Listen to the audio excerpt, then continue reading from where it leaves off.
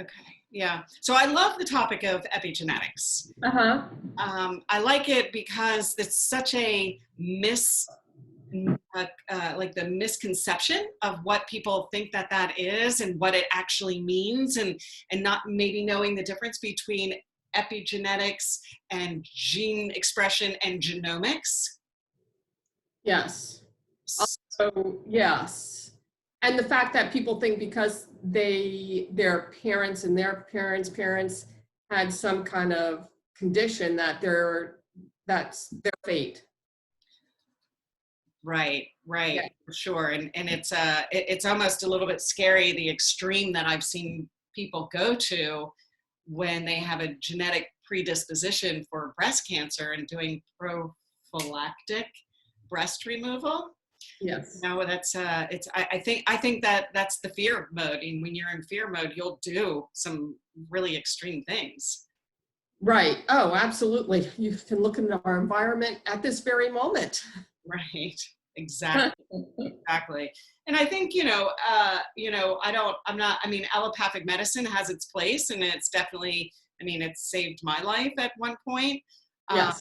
But I think that the limiting knowledge from allopathic medicine tends to kind of put a little bit of fear in people and saying, well, you do have that predisposition.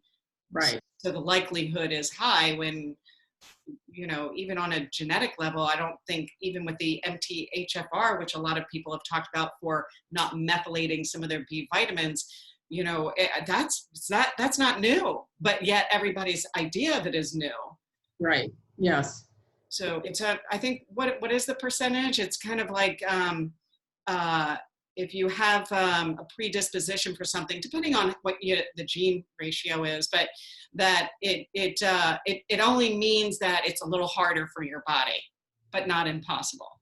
Yeah, I think the stats are, for the between the two ways that your genes express, the coding versus the expression, which is, the epigenetics has the affects outcome, is 20% coding and 80% epigenetics in influencing epigenetics and influencing the expression of a gene.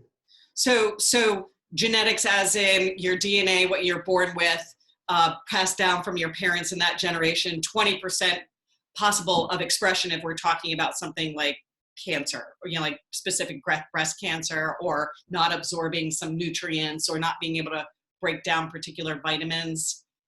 Yeah, I mean, it can be really anything, because when you think about what DNA is, it's really just the instructions for a cell to follow in order to make the biochemistries that cell makes. And so the instructions could be anything from cancer to ADD to high cholesterol to, anxiety. Right. So it really, DNA really is the instructions of how our body, of how each cell, which makes up tissues, which makes up systems, which, how that works, that cell works. And, 20% of the factor that influences how that gene is expressed is the coding, which, yes, it's what you're born with. And 80% is influences on an epigenetics level of environmental factors. Right. How it expresses, how it truly actually expresses. Yeah, kind of the way that I explain to people who aren't familiar with epigenetics is that if you are making a movie, you get your screenplay, which is the script.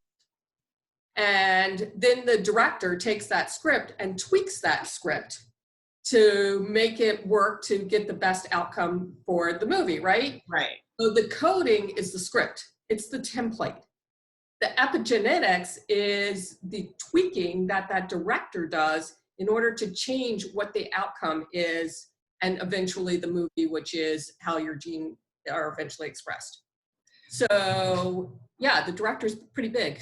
Yeah, exactly. So what that translates into is how do you eat, how do you, do you exercise? Are you eating a lot of things that are stressing the liver and not allowing it to actually detox or methylate, things that like that. So that's 80% control.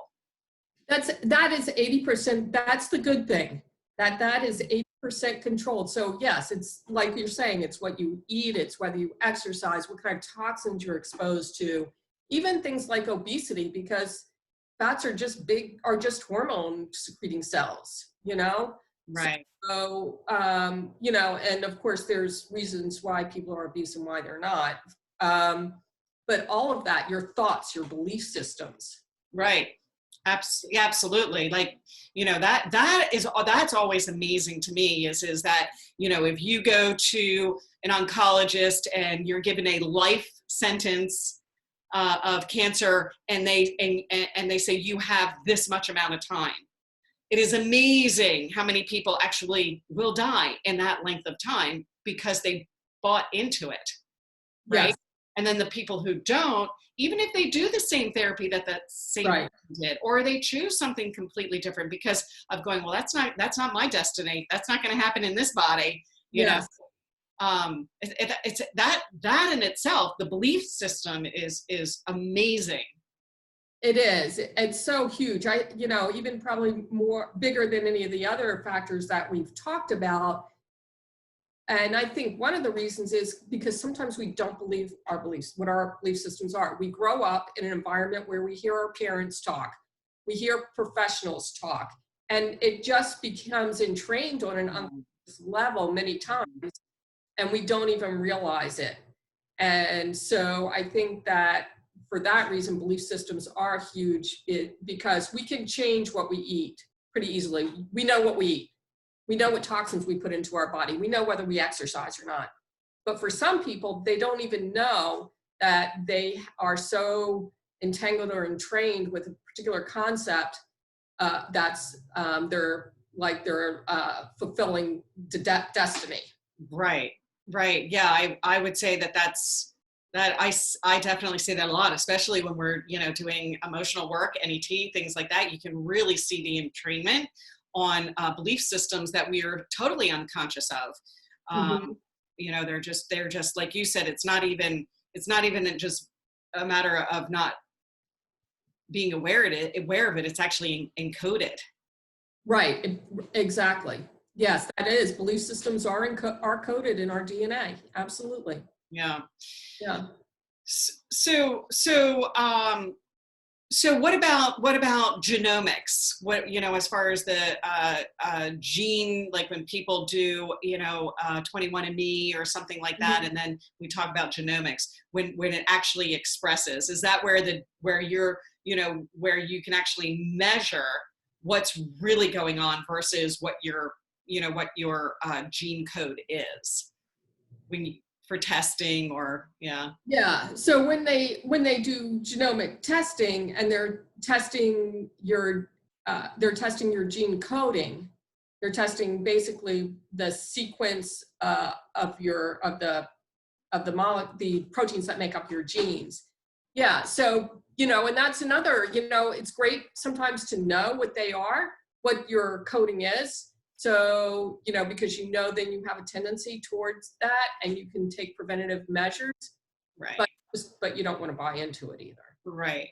Okay. So my understanding is that we have, the gene testing like the 21andMe or, whatever, but that with genomics, it's real time.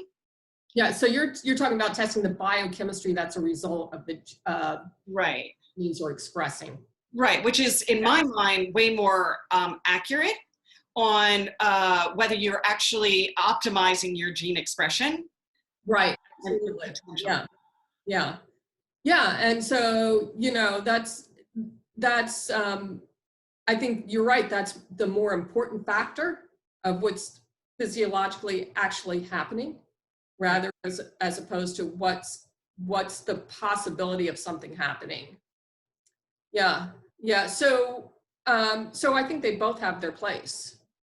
For the testing natural biochemistry, for knowing what's actually happening, but also knowing what, in my mind, I think it is important to know what tendencies you have.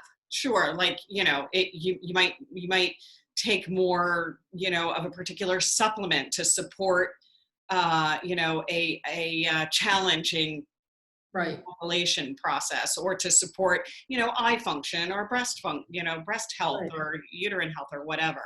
Blood sugar, things like, Right. anything Right. that tends to be Right. kind of more of a family trait. Yeah. Yeah. Okay. Well, that's interesting.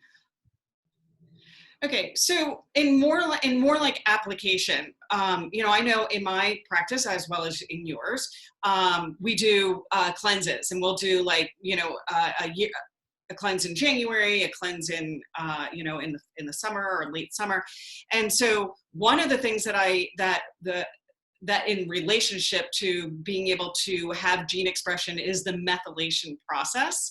And so, when I talk to my patients about that, I talk to the different phases of liver, of liver detoxing and liver methylation. So in phase 1, phase 2, and phase 3, that a lot of people get stuck in phase 2, because phase 2 is where all of the toxins load down the liver, so it never even gets to the place of level, phase 3, where it can actually utilize the nutrients that it's making or trying to assimilate for application. So in that phase 2, the toxins are huge, right? Yeah. Yeah. Absolutely. I mean, in any phase, you're right. Phase 2 is kind of usually the limiting phase where, the process kind of gets caught up. Um, but in any phase is important to support those phases of the body. And then there's the, also, so your liver goes through those processes of putting those toxins, breaking them down, methylating them, putting them in a form that's easier for your body to eliminate.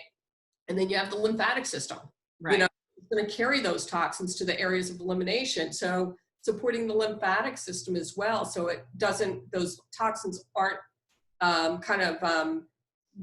not getting stuck in the liver as far as the processing, but being able to move through the body and then get eliminated. Right. So you have such a great way of explaining things to your patients. So we really kind of just skipped over a big chunk, which is that what the job of the liver is. Right. So yeah. how do you explain that to your patients? Like when they're not conscious of maybe the chemicals they're using in their house on their body, things like that. How do you step it back and say, this is how your liver functions. This is what it has to do to get rid of all this stuff. So I see the liver as kind of the clearinghouse. Okay. Then your hormones are broken down by the liver. Right. So the liver is like the clearinghouse. So every kind of chemistry that needs to be broken down in order to be eliminated from the body goes through the liver.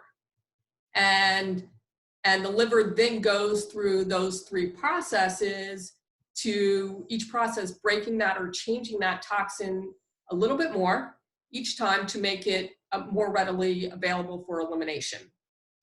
But other than that, your liver does a lot more. So when you're talking about liver function, you have to look at all the functions, because if it's taxed on one function, it's not going to do the other function very well either. And you were talking about vitamin B. And the vitamin B that we eat in our food is not the vitamin B that our body can actually use to as a nutrient. And it does go through the liver to go through that methylated process to become a nutrient that our body can actually use, just like vitamin D needs sunlight, for instance, to get that conversion to a nutrient our body can use. So if your liver is overtaxed by toxins, that the B conversion is not going to happen very well. Your liver makes hormones for blood sugar control. And so if your liver is kind of taxed by toxins, it's going to affect your blood sugar, how your body's metabolizing sugar and utilizing that sugar, storing it, not being able to store it. So, so you kind of can't just look at toxins, and you can't just kind of say, well, I know this week, I probably, maybe use some bleach in my house. Maybe I shouldn't have used, but I just did it once this week. Right. Right. So in our home, we can make our home kind of relatively toxin free, but the minute you step out your door, you are being introduced to loads of toxins, whether it's air pollutants, whether it's going to a clothing store the clothes have a lot of chemicals.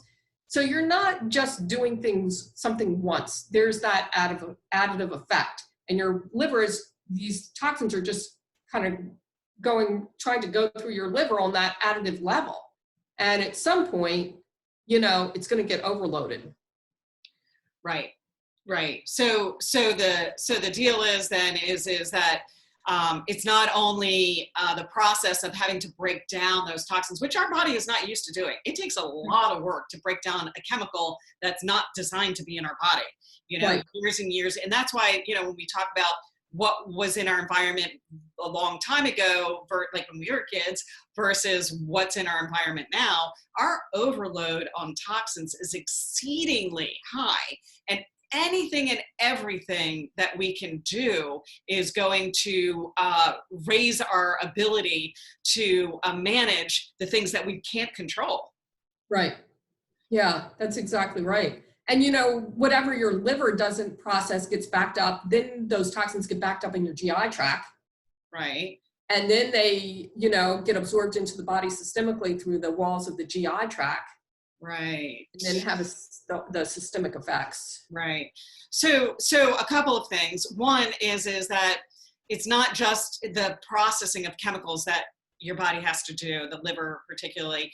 It's also that nutrients will fall lower down the priority chain because Correct. It's so overloaded with everything that it's trying to do. And I think that's really our emphasis here is that you got to help your body, right?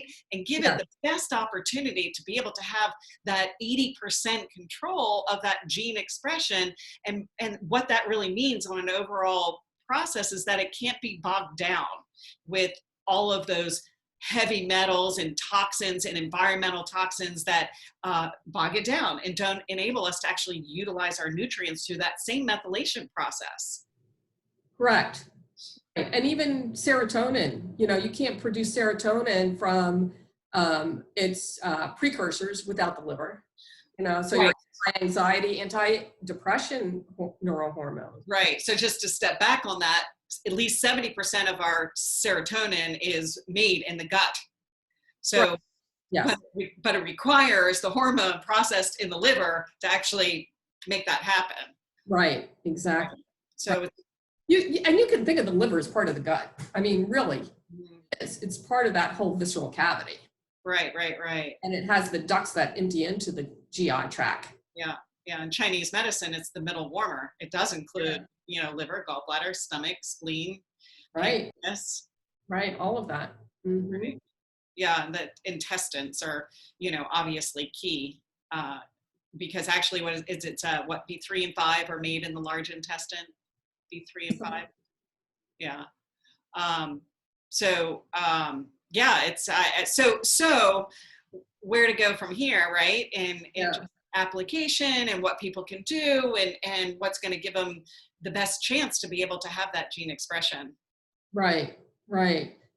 So you can look at toxins in kind of the way you can look at them in like categories, for instance. Okay.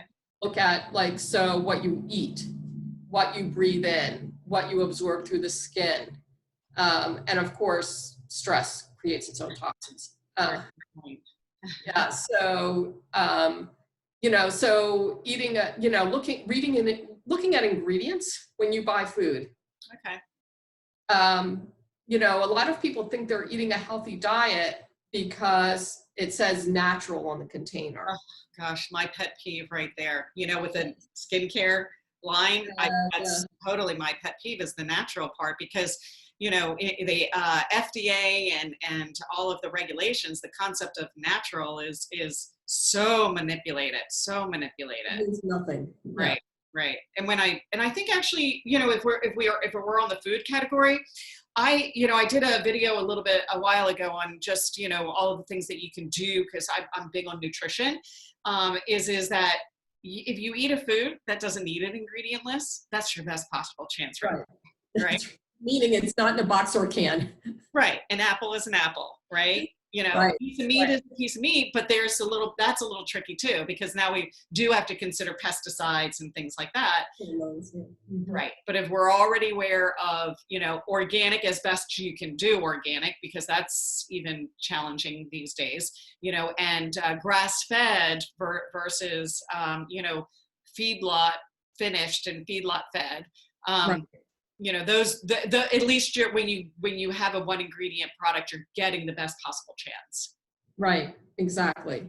And and you can buy somewhat processed foods that do have whole ingredients. Like if you read the label, it'll say apple, it'll say pear, it'll say right. Yes, but getting the product itself with the one ingredient is probably the best way to go. It doesn't require processing.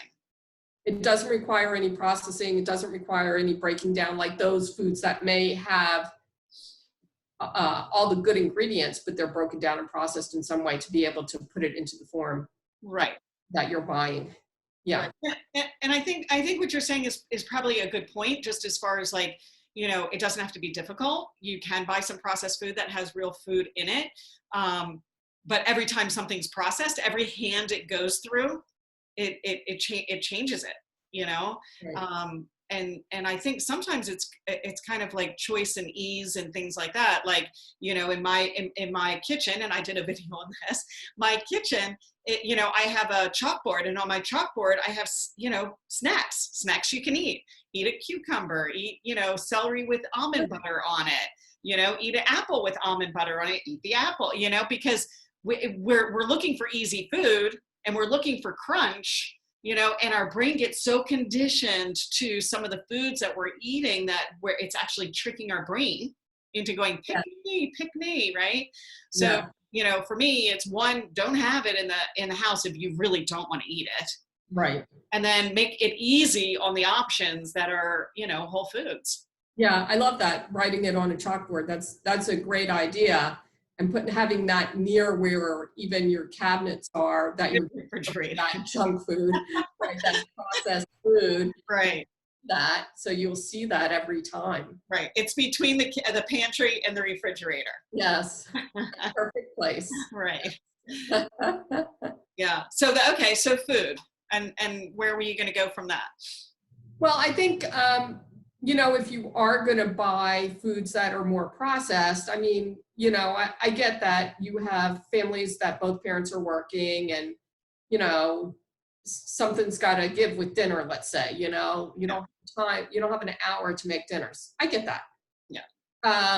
But definitely looking at ingredients, and not just the top 5, because usually the top 5 are probably the best ingredients in the food, but make sure you read the small print. The ingredients that are more towards the end of the list, or the other ingredients. Yes. Right, exactly. To know really what is in that food. And so if you're kind of like trying to change the foods you're putting into your body on a level of toxicity, I think there's levels. I think first, you want to stay away from the foods with chemicals. That would be the first level. The second level is, if you're going to buy processed foods, buy foods that are more whole foods, even though they're processed. They have the actual food item in them. Right. And then, of course, what you said is just buy the item, the one food item, one ingredient item is probably your best choice, and organic, so that you're staying away from pesticides, herbicides, right. Nitrates, sulfates. Sure. So, okay. And so that's the what we put in our mouth part. Yeah. Okay. Yeah. That's what we put in our mouth. So I guess then there's inhaling, right? Because that's a surefire way to introduce toxins to your body, because you have all those mucous membranes in your nasal cavity that absorb all of that. Whatever you're inhaling goes right into your bloodstream via the mucous membranes. Um, so cleaning chemicals are a biggie. You Right. don't have to use bleach to clean, No. to get things clean or to disinfect. Right. But, and, you know, and bleach is really has such a devastating effect on those mucous membranes in the lungs, you know. So cleaning chemicals, and you can use apple cider vinegar. You can use, there's a lot of natural products out there that you can buy. You know, I can think, you know, 3 or 4 brand names on the top of my head around where I live. Right. The 7th generation, and a lot of grocery stores will have their own Brand. line. Yeah. Yeah. Maybe what we'll do is, start adding some links to the things that we personally use in our house, because some of this is a little decepting as well. Like 7th generation isn't always as clean as it could be, you know, and so there's some really good companies out there that on products that actually work, that maybe we can put some links on for those. I also wanted to mention things like air wicks and mothballs. Oh, good one. Yeah. Yeah. So what are they? They disperse the perfumes that are to cover scents and things like that, or to change your scent. You know, it's so inexpensive to do a diffuser and do a really nice, clean essential oil that you don't need like 10, 20, 30 drops in that. You need a few drops to just kind of give you essence of. I personally don't want to walk into somebody's house that smells of a harsh perfume that I know I'm sucking in chemicals as soon as I start breathing in that house. Or car or whatever. And it's so easy to have it be natural that is not harmful. Correct. And actually smells better. Yeah. Well, I do agree with that. Yes. That. Mothballs is something that a lot of people use, especially up north, you know, when you get damp, cold weather. That's known carcinogenic, lung carcinogenic. There's, again, you can diffuse essential oils for, for molds and moth too. So, and again, your clothes will smell a whole lot better than pulling them out of the winter, or the summer storage. Cedar is a much nicer smell. Although cedar can be toxic too, but mothballs are hugely, hugely toxic, and they permeate it permeates the walls. Right, and your clothes. So now you're wearing those clothes, and well, mothballs are made of formaldehyde. Well, there you go. You're breathing in formaldehyde, basically, is what you're doing. Yikes. Yeah. So yeah. I use even in my office, at my office at home, we use essential oils for different pesticides. Ants, bees, like yellow jackets. Right. Neem is really good for beetles in your garden. Right. And you're not killing the plant at the same time, or yourself. Oh, yourself, yeah. Peppermint. A lot of insects and mice don't like peppermint. Yeah. So you can use an essential oil and spray it around your house. Now, it's a little bit more maintenance. There's no doubt about it. Like, you definitely need to kind of put it on your calendar to do a schedule, because you're not using a harsh chemical that you can come back a year later, and redo it. So, but it's so worth it. You're talking about your pets and kids, your bare feet. I mean, the idea of the grass getting wet and my little dog running out on that and then licking his paws. I don't want to do that to my pup. No. And, what I have actually found, particularly in my office, because I am in a complex and they do spray pesticides and herbicides in the complex, but we have put ourselves on the chemically sensitive list. Right. Can't spray around here. I now know when the season is, and I start using the essential oils a little bit before, and I find that it's not as much maintenance. Okay, awesome. I did not know that. If you're preventative, just like your health, right? Preventative, not as much maintenance. Right. Yes, absolutely. Okay, great. Awesome. Good tip. Okay, so that's and then so that's breathing, and I always say, you know, talk about even that air in your house, just exhaust or outgassing, new furniture, new anything. That's all the outgassing.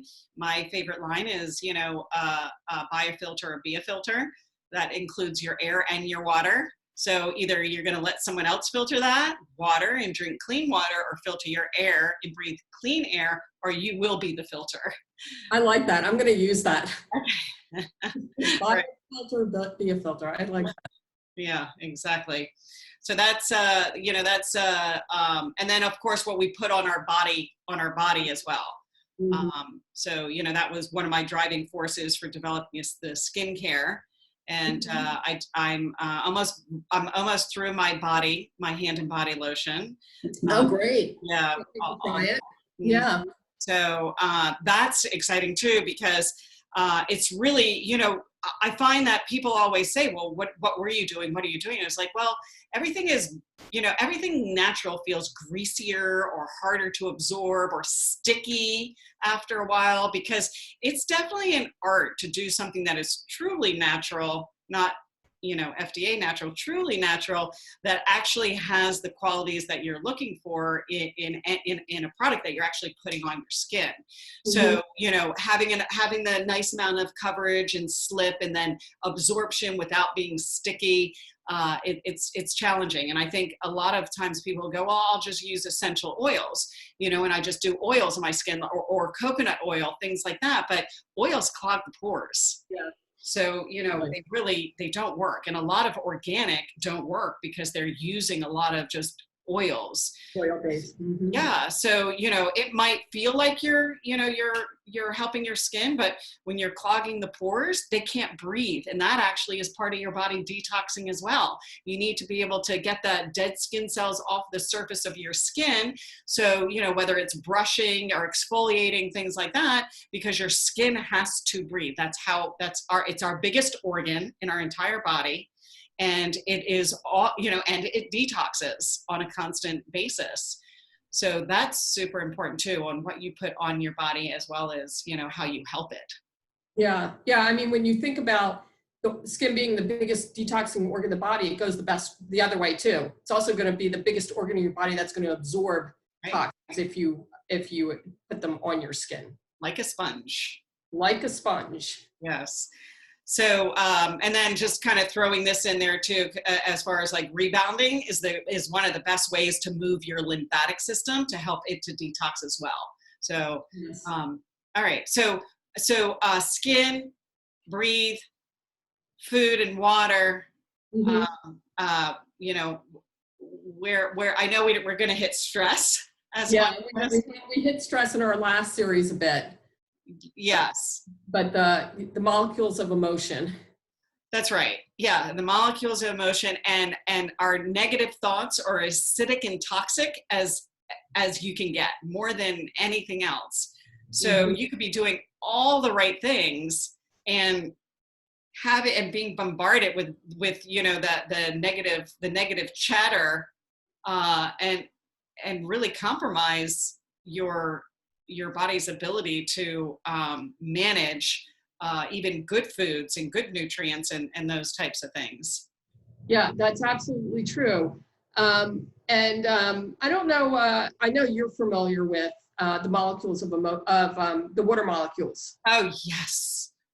and how they change when they're exposed to negative thoughts. And we have lots of water crystals molecules in our body. Yeah, 70-80%. Yeah, so it was kind of interesting because I was this is going back quite a few years, and had a family that came in, and I was working with the family and the kids, and very curious family, always asking me questions about what I'm doing, what it, you know, like what it means. And I do have the book, the water crystal book, in my cleanse room. Okay. And so one of the kids was looking through it when they were getting their cleanse, and they had to do, for school, they had to do an experiment. And what they decided to do was they got two plants, identical soil, identical kind of environment, and they talked really nicely to one plant, and not too nicely to another plant. And sure enough, that plant that they talked nicely to thrived, and the one that they didn't talk nicely to did not do well at all. So that's, I've heard of people doing that experiment. And that is really interesting because the reality is that on a biochemical level, talking to the plant should be the only thing it needs, because it's getting CO2, which plants use CO2 and we use O2. So you would think that was all that they needed, right? That Right. the actual For photosynthesis, right. Right. And so, but the actual energy you give words, that is amazing. I love that story. That is so cool. Did he take pictures? No, he didn't. And he didn't even tell me about it. His mom told me about it later. Huh. But Love that. so that's, somebody talking to the plant, but we have our own inner chatter, like you were saying. So it's the same thing. Thriving. Chatter and outer chatter. It has the same effect. Absolutely. And I love the, even the verbiage when you're talking about a plant, you're talking about, a plant that's spoken to in loving, nice words, that it thrives. And the words, the negative words, it actually, it's under thrive, what do they call it? Failure to thrive. Failure to thrive. That's correct. Right. So it's our body too. Yeah, absolutely. You can think of it as kind of a nourishment that our body needs. Right. So some of the tools I like to give patients for that is that, it takes a lot to stop the negative chatter, especially if you're exposed to a lot of negative things, in our world. Right now, we happen to be exposed to a lot of negativity. So, figuring out your outside channels and trying to change those. And as much as I might not like to say this, but if you've got a negative person in your life, you really have to weigh that out, and if it's someone that you can actually eliminate because they're really unhealthy for you, or if it's when you need to minimize your exposure. The other is that, if I'm around someone that's negative, I do just try to change the subject and kind of divert, so that they're not getting caught in a diatribe. Right. So that is one way, is the outside, what comes at you with the outside news, sometimes people, events, things like that. And then as far as the inside chatter, sometimes you just have to do like one of the suggestions. I love my chalkboards, right?